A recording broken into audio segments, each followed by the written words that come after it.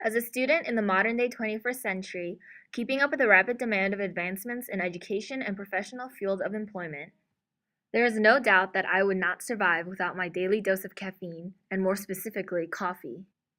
Staying up late hours to finish those last few 500 words of that essay you've procrastinated on for the past 2 weeks, and then proceeding to wake up 3 hours later to make it to that dreadful 8 a.m. class.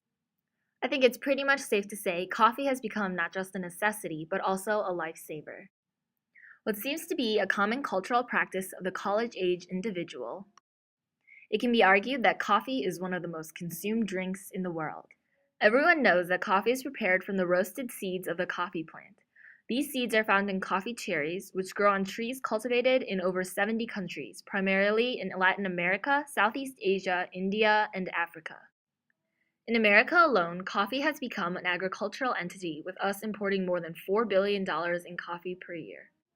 Unfortunately, though, we live in a world where many diseases threaten food security. Scientists all over the world are giving grants to research disease combat, but the answers to all of our questions are not being answered as fast as the food pathogens are wiping out our resources. For coffee plants, fungus has become the greatest threat, and specifically Hamilia Vastratix. This disease has not just threatened the coffee plant. The well-being of the hardworking farmers on coffee plantations across the world are getting lost through the unavailability of jobs. And if that wasn't enough, countries like Guatemala, Costa Rica, Peru, and other Central and South American countries that depend on the production and exports of coffee as a stimulant for their economy is being harmed exponentially. Rust has been threatening the coffee industry for centuries now, and it continues to still have a threshold on whole countries' economy. But there is hope for the future of our favorite drink due to scientists' extreme efforts to figuring out the exact biology of this killer fungus. Historically, coffee originated from Ethiopia and was used as food for North African traders in the form of pressed cakes. It was later used as a drink, most likely for medicinal purposes and religious rituals. With the popularity of coffee came the emergence of coffee houses by the early 1500s, which were common throughout Egypt, Arabia, and Turkey. Coffee houses became forums for the intelligentsia to discuss their views on philosophy, religion, and politics. Rulers soon felt threatened by these coffee houses. Because of this, coffee found its way as not only a drink, but also politically and socially significant image. Thereafter, European travelers began to develop a taste for the brew and planted it into their colonies, such as the Dutch with their colonies in Ceylon, Sumatra, and Java. By the 19th century, Ceylon became the greatest coffee-growing region in the world. The success of coffee-growing colonies soon ended after reports of a coffee leaf disease were made in 1867. Scientists turned to Miles J. Berkeley, a fellow mycologist who also played a part in solving questions behind the Irish potato famine. Berkeley soon compiled a collection of more than 1,000 different fungi from Ceylon. He found no matches between the fungi and the coffee leaves he assembled. Berkeley concluded this to be a new specimen. The coffee rust was found on the underside of these leaves as pale orange blotches of a powdery consistency that could be easily rubbed off. Scientist Harry Marshall Ward counted 60-plus disease spots per leaf that, when triggered by raindrops, could germinate into more than 400,000 ureospores. This further signifies how easily and rapidly spores can infect the air from the mist of a single coffee tree. The name Berkeley gave the coffee rust, Hamilia Vastratix, referred to the unique shape of the spores. Hamilia because the spores are smooth on one side and roughened on the other, and Vastatrix meaning destroyer because of its destructive effects. Coffee rust is an obligate parasitic fungus, meaning it needs the energy and nutrients from a live host. In this case, coffee. Once a spore falls onto the leaf, it sits until the conditions prove suitable for germination. Thereafter, it enters the stomata, the pore-like openings used for plant gas exchange. Moisture, such as rain or heavy dew, is the most important element in allowing the fungus to successfully germinate as well as travel. The coffee plant is stealthily disabled, killing leaf cells one at a time, which then causes premature leaf fall. With the lack of leaves comes the lack of adequate energy accumulation via photosynthesis, leading to a loss of yield in the fruit production. Within a couple of years, the coffee rust spread to India, Sumatra, and Java. How did this coffee rust begin? Some think it may have entered by way of the monsoons from the Horn of Africa. The rust followed coffee, which followed the humans. The disease of orange ureospores was dispersed by cyclonic wind for hundreds of miles. With the demise of the coffee industry came the rise of the tea industry. In 1890, millionaire grocer Thomas Lipton found great opportunity on the island for growing tea. He started off by purchasing 5 coffee plantations and began developing his legendary business. Thomas Lipton seemed the only beneficiary of this horrible fungal epidemic. The Americas soon became the new center of coffee production, where the rust was not yet apparent, and allowed for Brazil to step up as the world's largest coffee supplier. The Americas fortunately remained clear of the rust until 1970. Yet regardless of all the research that has been going on, Hamilia Vastratix has been taking a toll on the economics of the successful coffee enterprises today.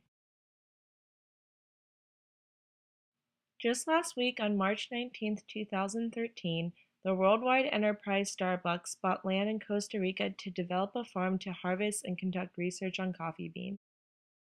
This land stretches over 600 acres where they plan to convert it to a global agronomy research and development center. Because of its location on the slopes of the Poyas volcano, the farm will provide a broad range of elevations to test methods of coffee growing on various altitudes. This is very important due to the fact that last year's blight reached altitudes over 3,400 feet for the first time in Central America, Peru, and Mexico. As we all know, coffee rust has been around since Arabica coffee was growing wild in Africa, and the first recorded impact happened in 1867 when the large outbreak occurred in Ceylon, as we went over earlier in the video.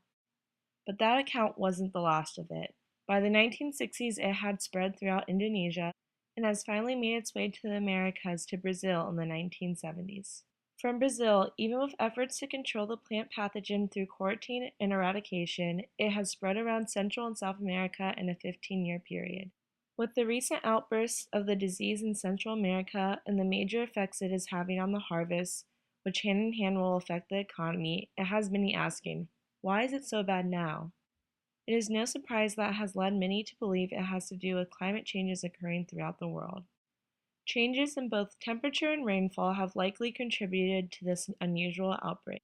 Warming temperature at higher altitudes, which results in a shift in moisture accumulation, is what is likely allowing for the rust to appear in a place it did not before, and smaller, more frequent rainfall in the region likely contributed to the perfect fungal habitat. Others are convinced that the changes in land use and coffee farming practices are the primary reasons for the recent outbreaks.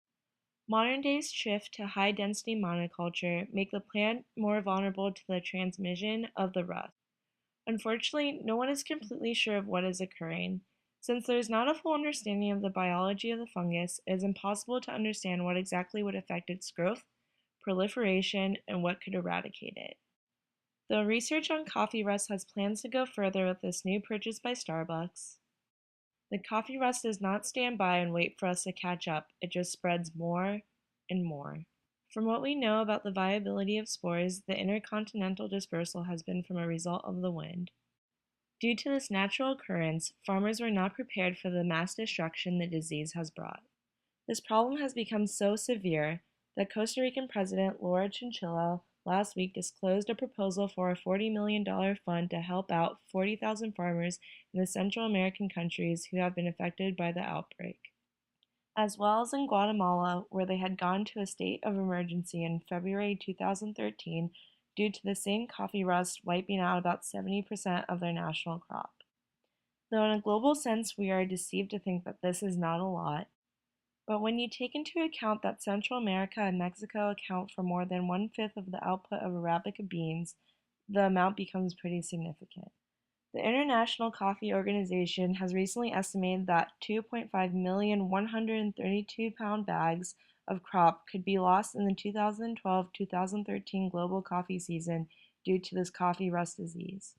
And it does not stop there. It is estimated that in the 2013-2014 global coffee season, the disease will grow exponentially, with us losing almost 4 million bags. Based on the Information Commissioner's Office, or the ICO's data, these forecasts would equate to between 18% and almost 80% of Central America's crop in 2011 and 2012. It may seem like us humans are at a loss in battle with the coffee rust, yet there are still methods being thought over. The sad news is, there is no way to keep it from spreading, seeing that the outbreak has already occurred. Fungicides have been used to lessen these outbreaks, typically copper fungicides.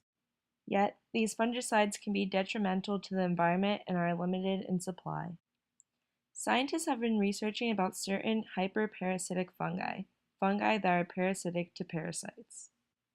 One in particular is the white halo fungus, which could possibly reduce the viability of the rust with other microorganisms.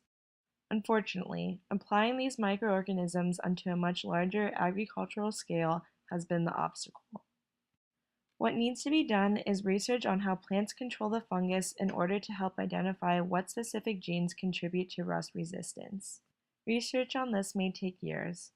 However, if you're a coffee drinker yourself, you know it's a cause worth fighting for.